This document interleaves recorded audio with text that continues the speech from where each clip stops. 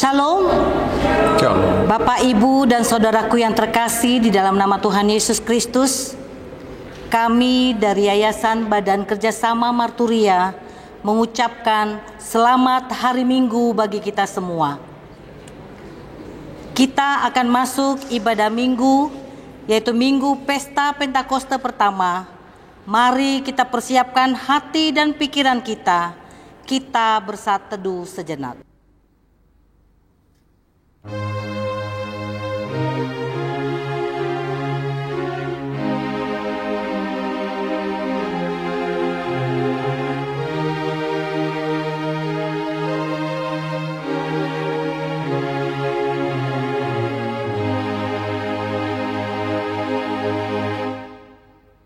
Amin. Mari kita memuji Tuhan dari buku nyanyian HKBP nomor 103 ayat 1 dan ayat 2.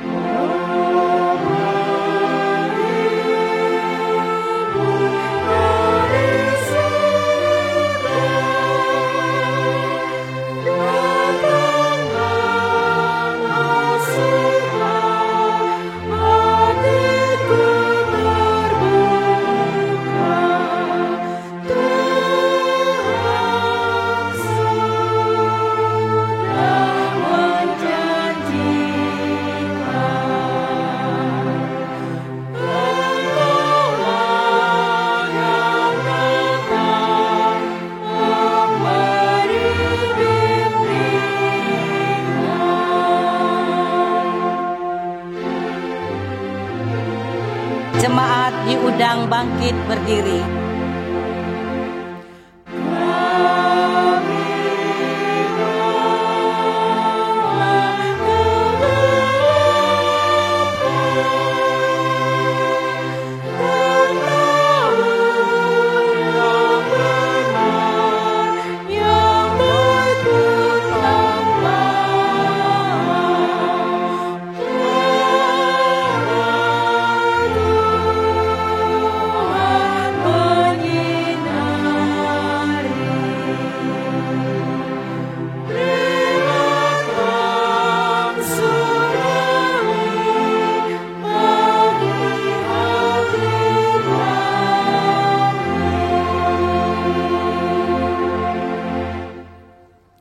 Di dalam nama Allah Bapa dan nama anaknya Tuhan Yesus Kristus dan nama Roh Kudus yang menciptakan langit dan bumi. Amin. Demikianlah firman Tuhan Allah. Kamu akan kuberikan hati yang baru dan roh yang baru di dalam batinmu, dan aku akan menjauhkan dari tubuhmu hati yang keras dan kuberikan kepadamu hati yang taat. Rohku akan kuberikan diam di dalam batinmu, dan aku akan membuat kamu hidup menurut segala ketetapanku, dan tetap berpegang pada peraturan-peraturanku dan melakukannya. Haleluya.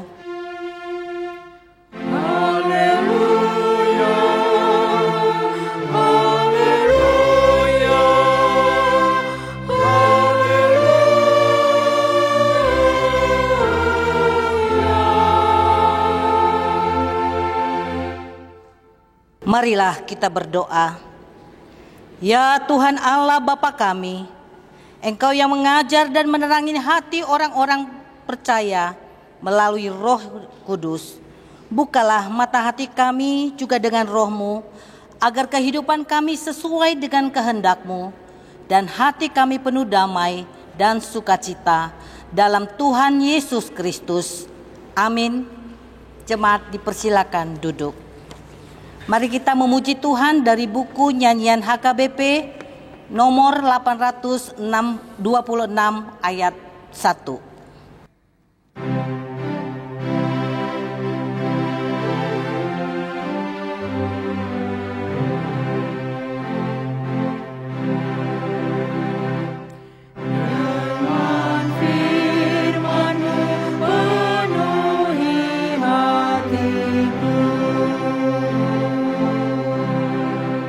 Dengan firman-Mu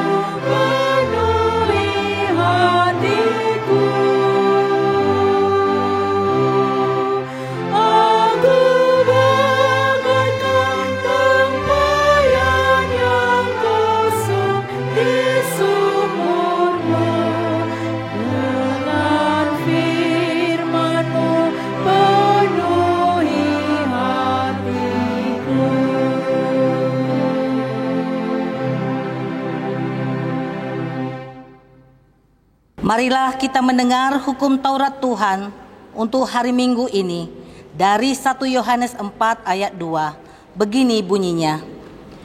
Demikianlah kita mengenal roh Allah. Setiap roh yang mengaku bahwa Yesus Kristus telah datang sebagai manusia berasal dari Allah. Demikian hukum Taurat Tuhan. Marilah kita memohon kekuatan dari Tuhan untuk melakukan hukumnya.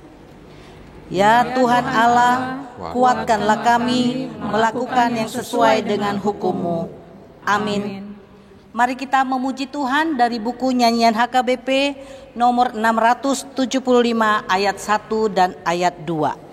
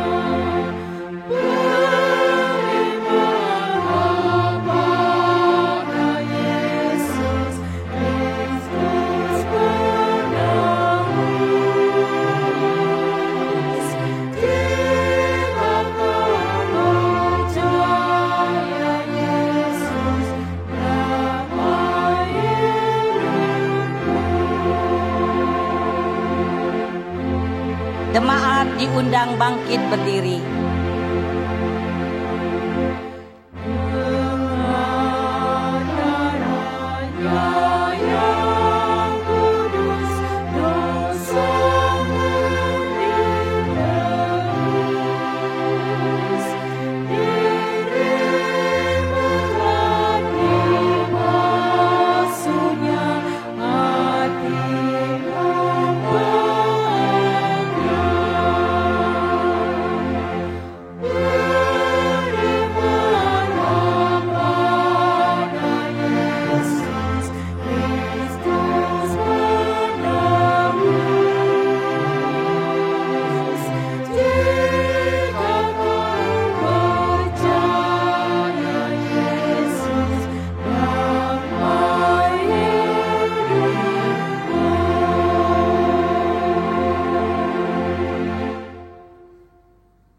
Marilah kita merendahkan hati, mengaku dosa-dosa kita, kita berdoa.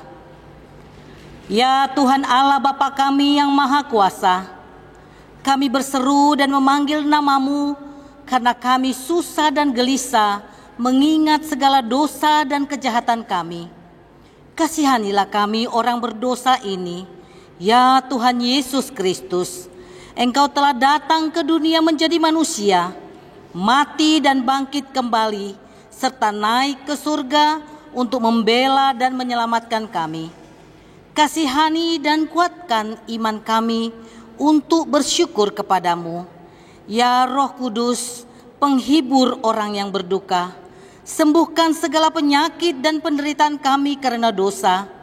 Tinggallah bersama kami, agar kami senantiasa bergembira dan penuh gairah melakukan kehendak-Mu. Engkaulah sumber pengasihan dan pengampunan. Janganlah lupakan kami. Dengarlah doa permohonan kami ini ya Allah, Bapa, Anak, dan Roh Kudus. Amin.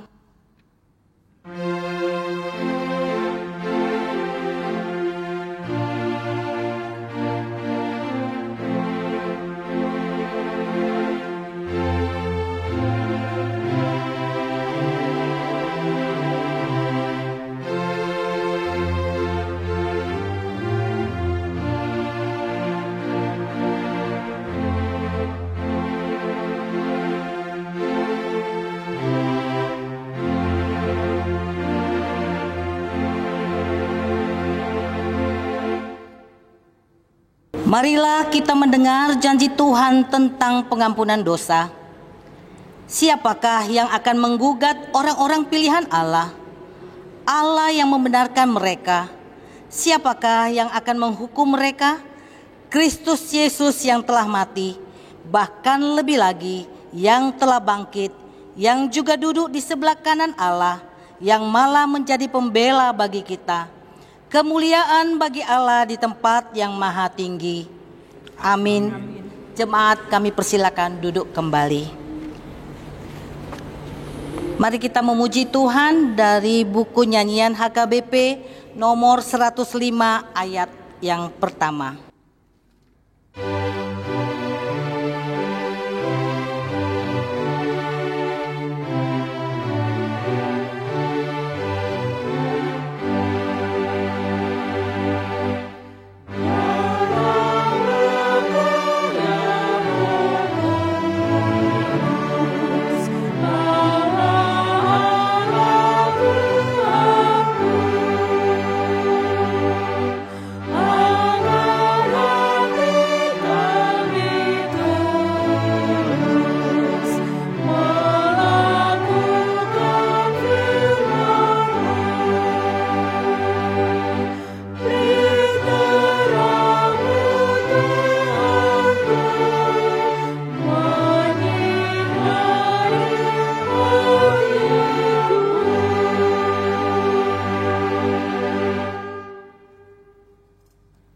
Marilah kita membaca firman Tuhan, epistel di hari Minggu ini, yaitu dari kitab 1 Samuel 10 ayat 6 sampai ayat yang ke-10.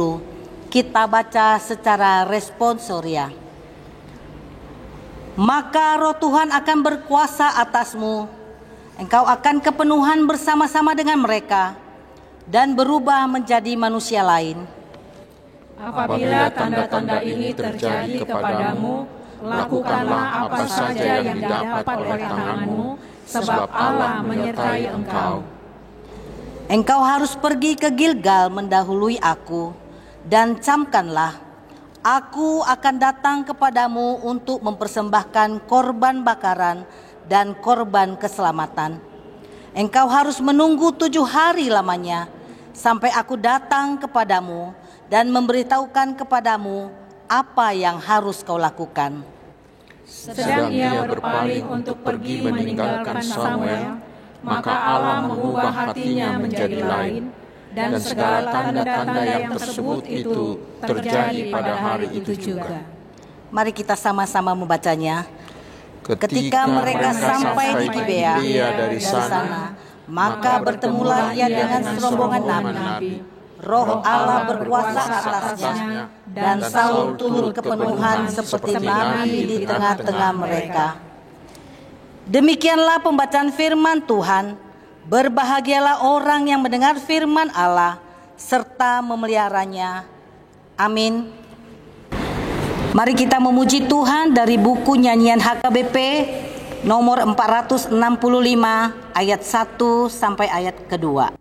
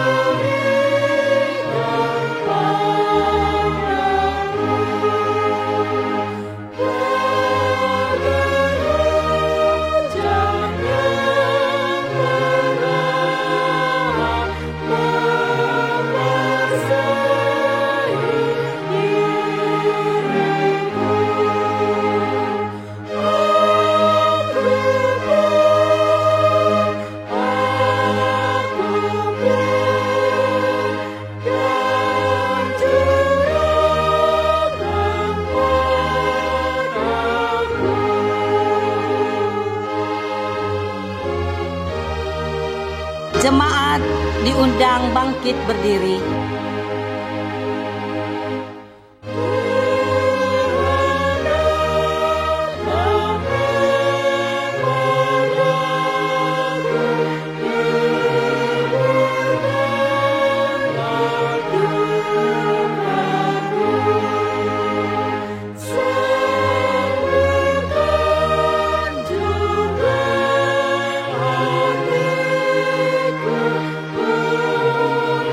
Go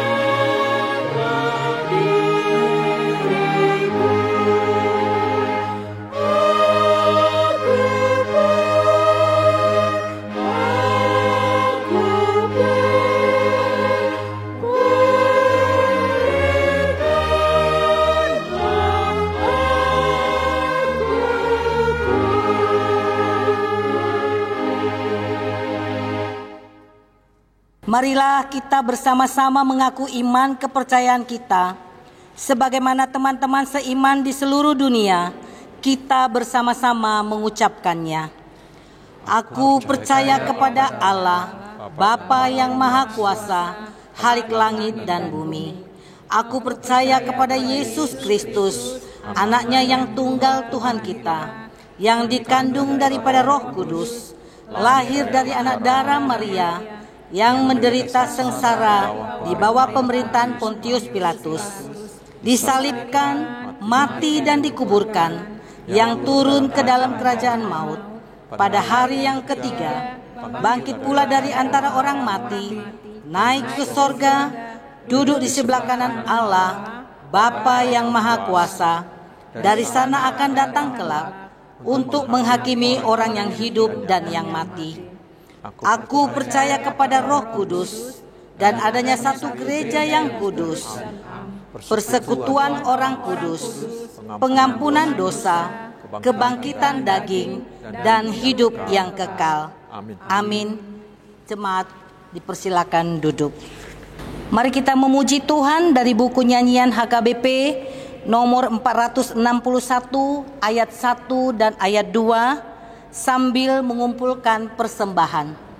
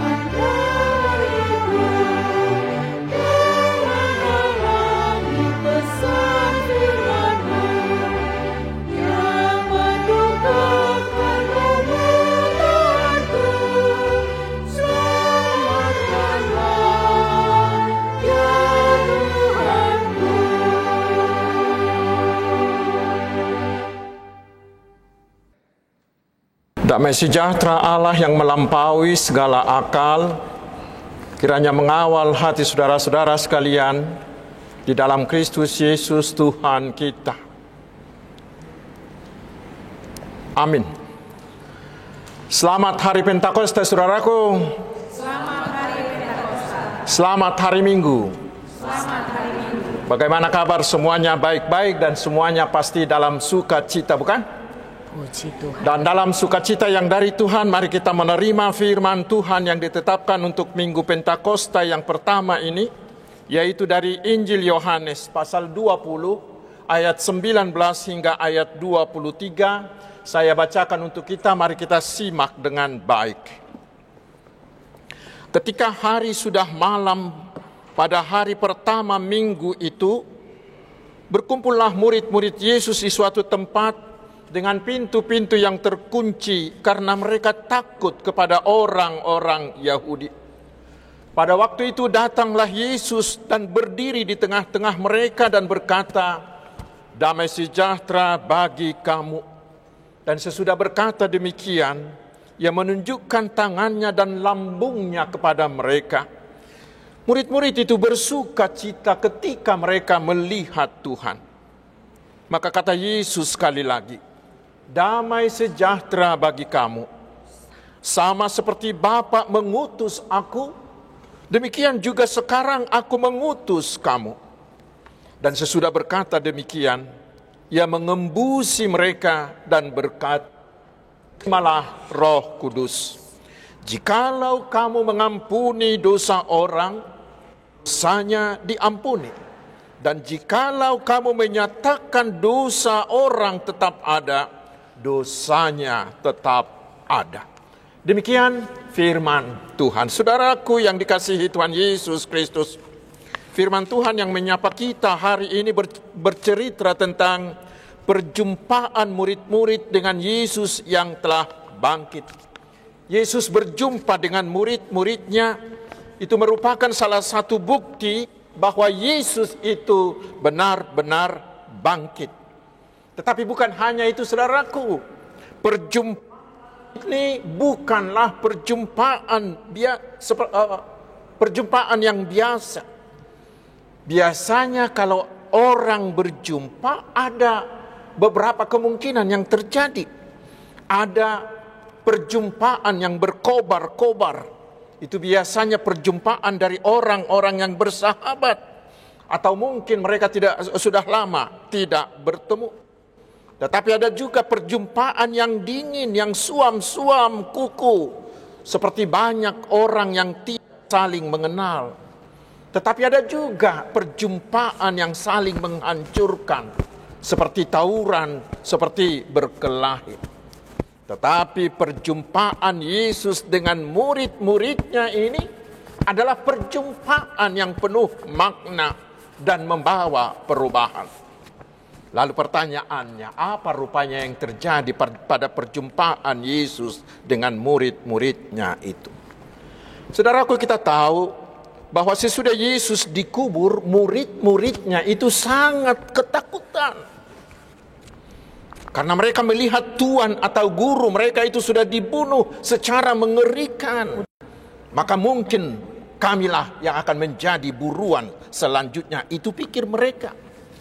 Terutama setelah tersiar kabar bahwa Yesus itu telah bangkit dan imam-imam kepala telah membuat berita palsu bahwa mayat Yesus itu telah dicuri oleh murid-muridnya.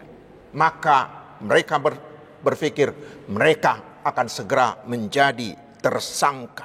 Itu yang membuat mereka menjadi takut sekali.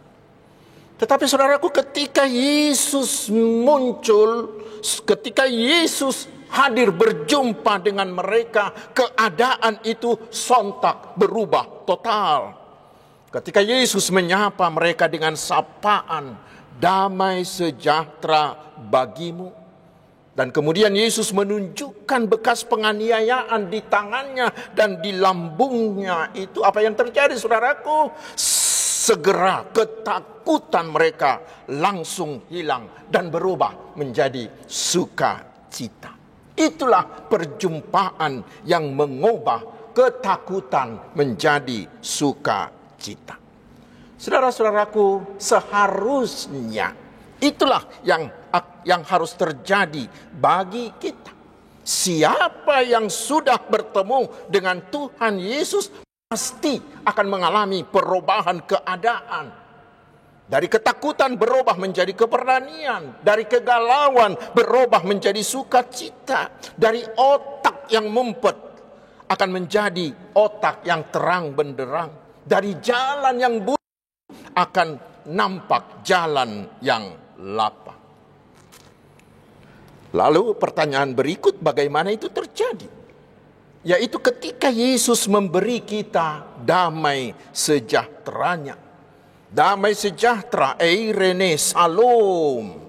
Itu bukan hanya berarti ketiadaan perang dan ketiadaan pertentangan, tetapi lebih dalam lagi.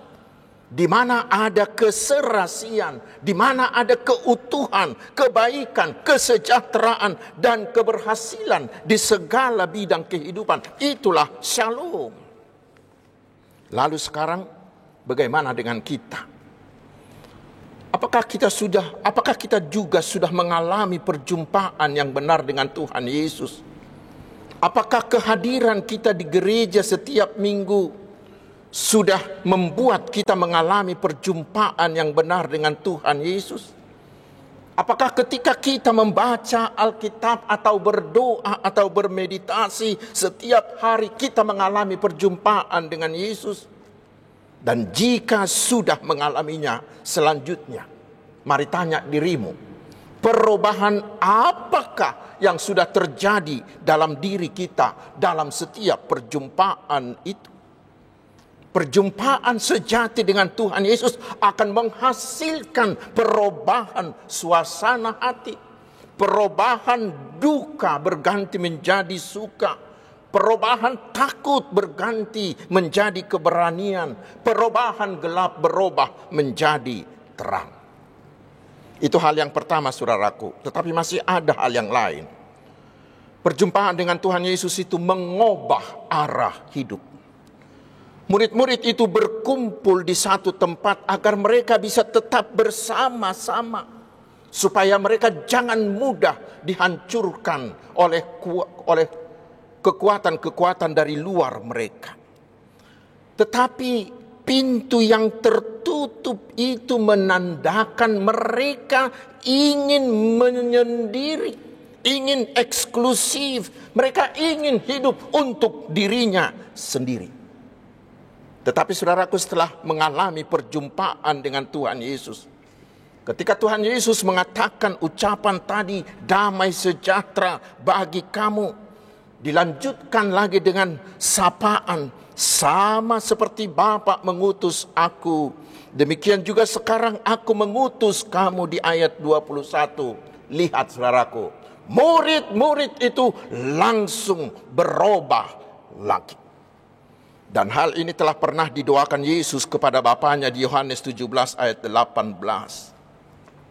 Dengan ini, Yesus mau menekankan bahwa Dia adalah utusan dari Allah dengan misi khusus, yaitu untuk menyediakan keselamatan bagi manusia. Dan tugasnya sebagai yang diutus itu sudah diselesaikan oleh Yesus dengan sempurna. Dan sekarang murid-murid itu diutus untuk memberitakan keselamatan itu kepada semua orang, supaya semua orang menjadi selamat. Itulah yang mereka alami dalam perjumpaan dengan Tuhan Yesus. Perjumpaan tersebut mengubah arah hidup murid-murid. Selama ini gerak jiwa para murid-murid itu adalah gerak sentripetal. Seperti lingkaran obat nyamuk bakar itu. Gerakan memutar yang mengarah ke dalam. Mereka hanya memikirkan keselamatan mereka, hanya memikirkan kepentingan diri mereka sendiri. Tetapi setelah mengalami perjumpaan dengan Tuhan Yesus, arah itu harus dilubah menjadi gerak yang sentrifugal. Gerakan dari dalam ke arah luar, semakin besar, semakin besar. Dalam perjumpaan itu Yesus mengutus mereka untuk keluar dari zona aman mereka dan pergi memberitakan keselamatan itu kepada semua orang di luar mereka.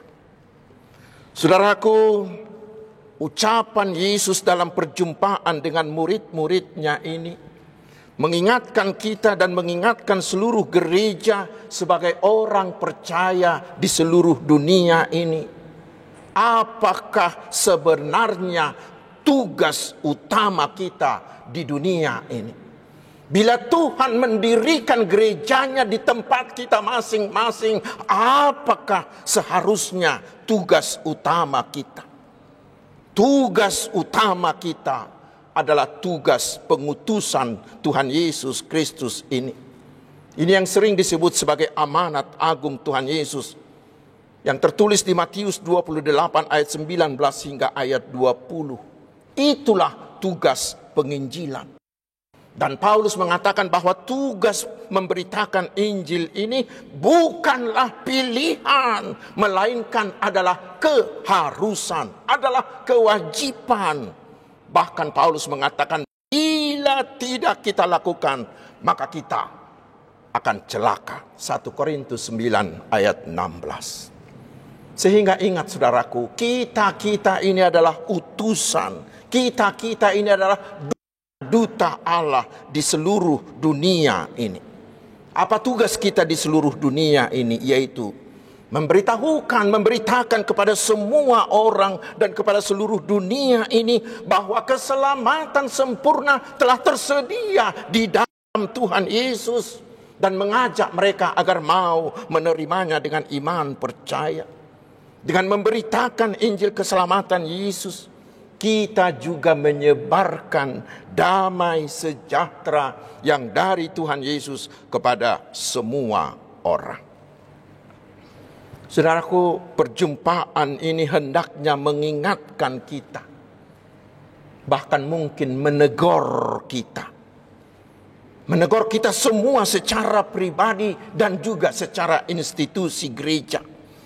Agar kita jangan ada yang menjadi gereja yang berpusat pada diri sendiri, yang asik mengurus diri sendiri, yang merasa tentram di zona aman kita, di seputar gedung gereja kita.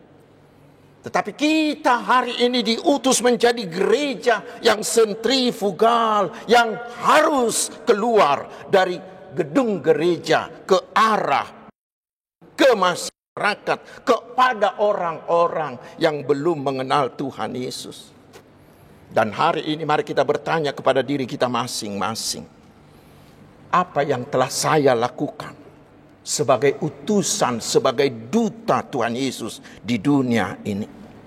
Dan kepada kita semua sebagai institusi gereja, program apakah yang telah kita lakukan? Dan berapakah anggaran yang kita alokasikan di setiap gereja kita yang membuktikan bahwa kita mengutamakan tugas pengutusan, tugas penginjilan ini? Biarlah Tuhan Yesus yang mengutus itu yang melihat jawaban kita masing-masing, baik secara pribadi, baik secara gereja.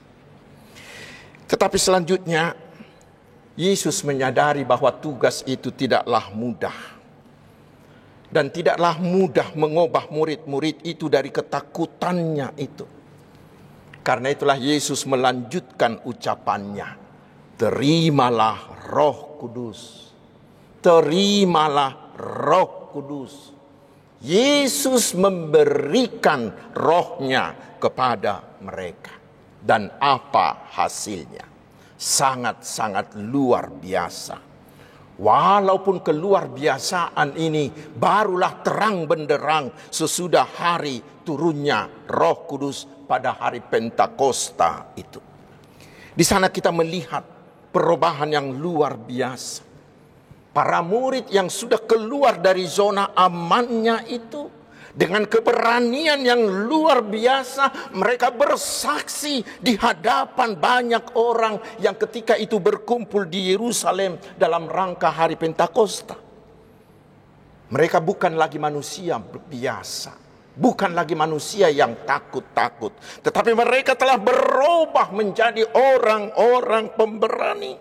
Dan bukan hanya itu saudaraku, Petrus dan kawan-kawannya yang hanya orang-orang biasa yang adalah bekas nelayan, tetapi oleh kuasa Roh Kudus mereka berubah menjadi pembicara yang hebat, pembicara yang penuh kuasa, sehingga apa yang dia khotbahkan begitu merasuki hati ribuan orang, sehingga pada hari itu juga ada 3.000 orang yang menerima Tuhan Yesus menjadi Tuhan dan Juru Selamat, dan mereka mau dibaptis. Dari situ kita lihat saudaraku, memang bila Roh Kudus itu sudah bekerja, maka pastilah akan terjadi kehebatan. Karena Roh Kudus itu bukanlah roh biasa, tetapi Roh Kudus itu adalah Allah sendiri. Dan dia bisa mengubah apapun, termasuk para penjahat. Bisa diubahnya menjadi orang-orang percaya. Dan itulah yang meyakinkan kita hari ini saudaraku, Agar kita jangan takut dalam melakukan tugas penginjilan. Mengapa? Karena kita memiliki Roh Kudus yang akan memampukan kita melakukan segala hal. Karena itulah yang Tuhan butuhkan dari kita hanyalah kemauan kita, bukan kemampuan, bukan kepandaian, bukan kehebatan kita, karena Tuhan lebih hebat dan lebih mampu dari kita.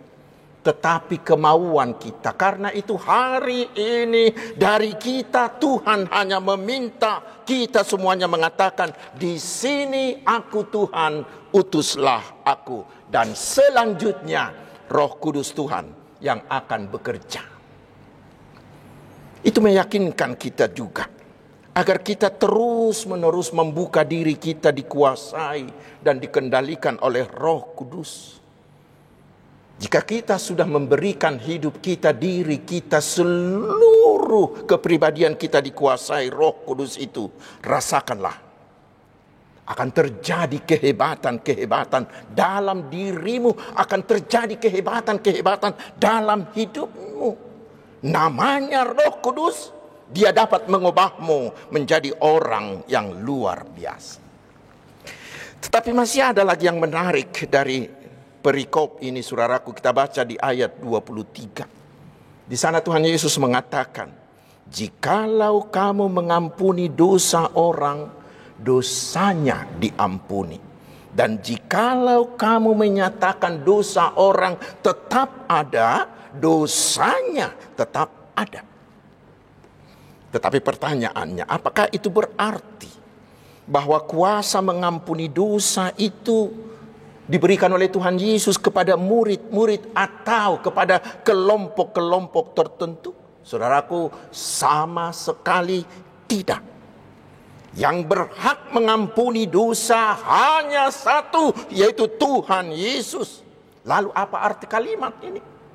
Kalimat ini berarti bahwa setelah murid-murid dan gereja sepanjang abad memberitakan berita keselamatan di mana ada keampunan dosa, dan oleh karena pemberitaan itu maka ada orang yang bertobat dan menerima, tak percaya kepada Tuhan Yesus.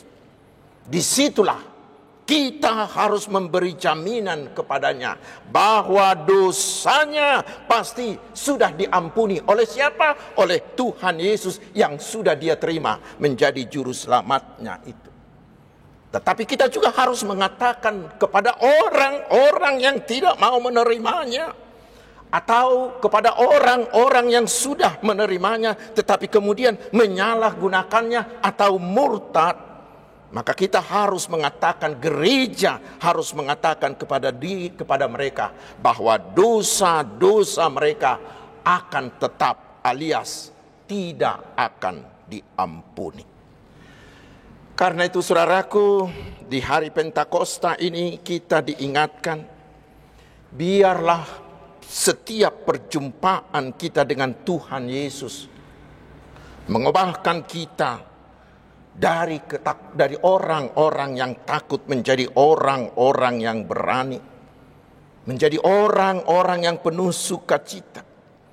Biarlah perjumpaan kita dengan Yesus memberikan kita kuasa Roh Kudus yang memberanikan kita untuk melakukan tugas penginjilan, tugas pengutusan dari Tuhan Yesus, memberitakan Injil keselamatan kepada seluruh dunia, keselamatan yang sudah ada di dalam Tuhan Yesus. Selamat hari Pentakosta, saudaraku. Amin. Kita berdoa. Terima kasih Tuhan atas firman-Mu. Curahkanlah Roh Kudus-Mu atas kami, sehingga dalam setiap perjumpaan kami dengan Tuhan Yesus, kami diubahkan menjadi orang-orang yang mau, yang berani, dan yang penuh kuasa memberitakan Injil Kristus kepada orang lain, sehingga mereka mengenalnya dan mau menerima Yesus menjadi Tuhan dan Juru Selamat mereka.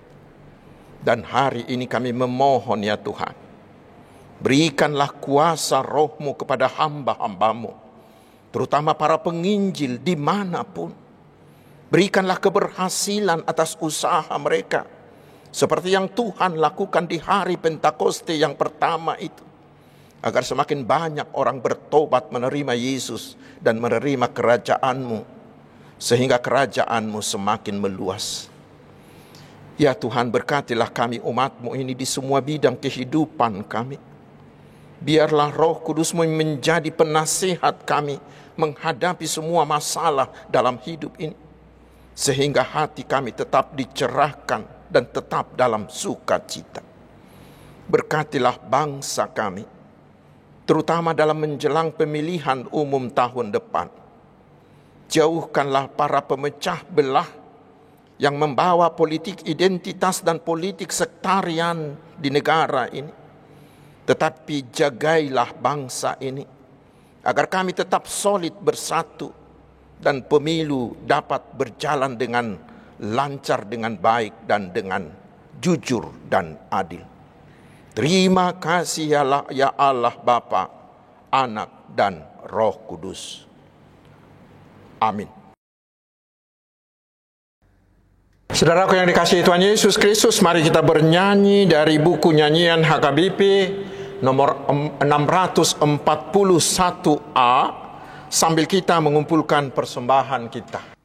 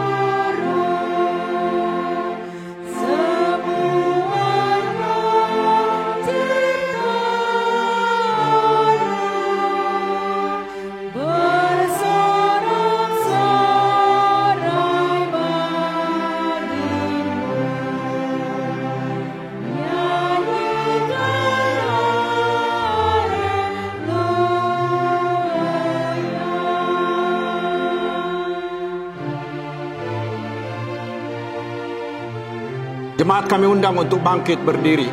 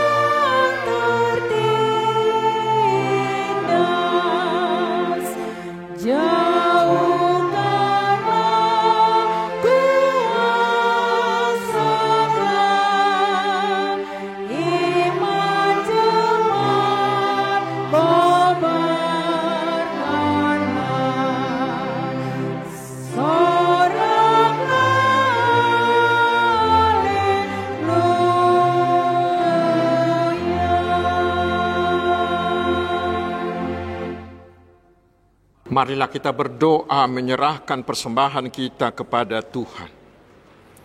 Ya Allah Bapa kami yang di surga, kami mengaku bahwa Tuhan adalah sumber dari segala karunia yang melimpah dalam kehidupan kami masing-masing. Sebahagian daripada karunia itu kami serahkan kembali sebagai persembahan kami kepada Tuhan. Terimalah dan berkatilah persembahan umat-Mu ini, agar dapat kami pergunakan untuk pekerjaan dan pelayanan kerajaan Tuhan di dunia ini. Bukalah hati kami untuk mengenal betapa banyak berkat dan karunia yang kami peroleh dari Tuhan, supaya kami senantiasa bersyukur kepadamu. Di dalam nama Yesus Kristus Tuhan kami. Amin.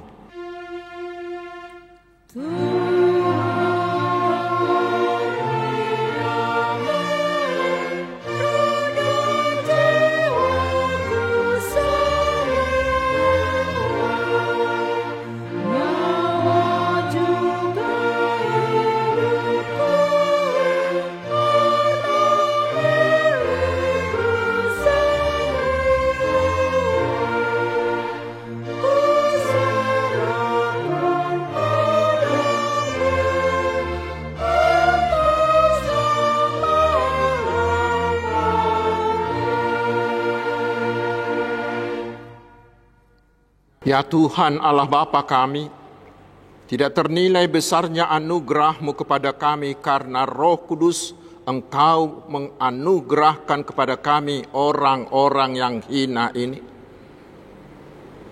Pemberian-Mu melebihi dunia dengan segala isinya.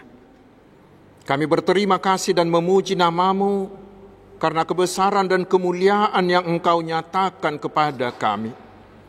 Curahkanlah Roh Kudus kepada jemaat-Mu, orang-orang percaya yang setia dan taat kepada Yesus Kristus Tuhan kami, agar kami diajar, dipimpin, diterangi, dan dikuduskan, serta dikuatkan untuk menghayati firman-Mu. Ya Roh Kudus, persatukanlah jemaat yang Engkau pilih, agar saling menerima dan saling mengasihi selaku anggota tubuh Kristus yang kudus.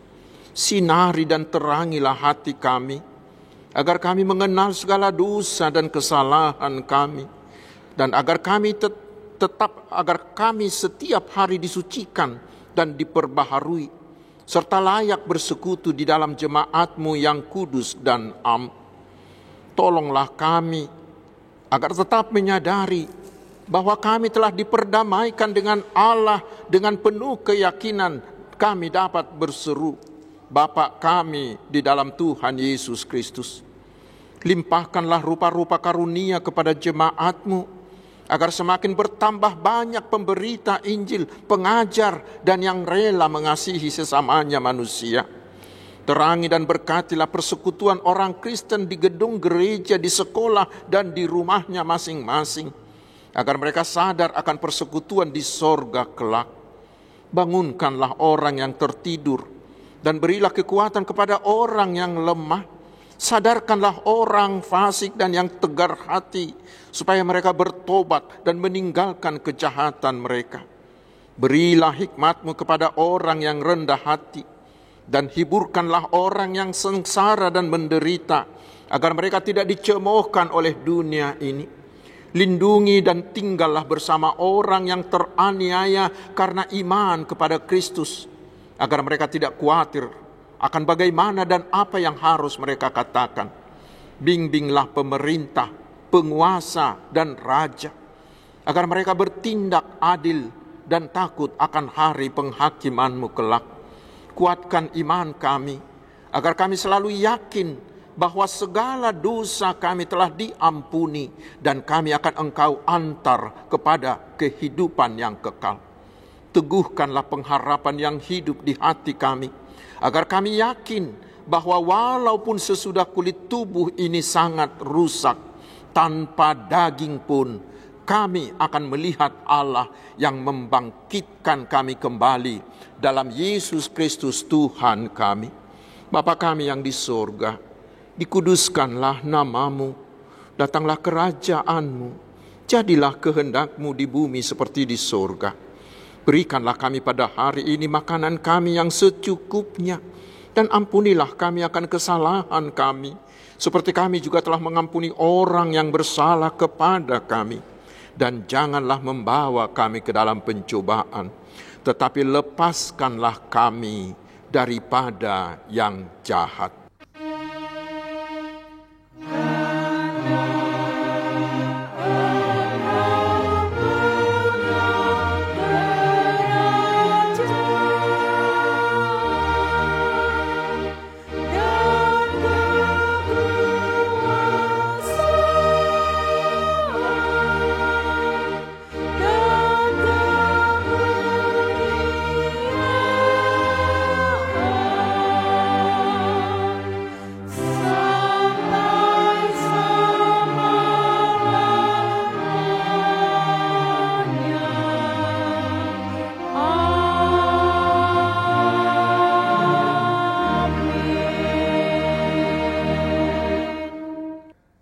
Terimalah berkat dari Tuhan.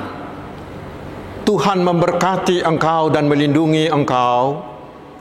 Tuhan menyinari engkau dengan wajah-Nya dan memberi engkau kasih karunia. Tuhan menghadapkan wajah-Nya kepadamu dan memberi engkau damai sejahtera. Amin.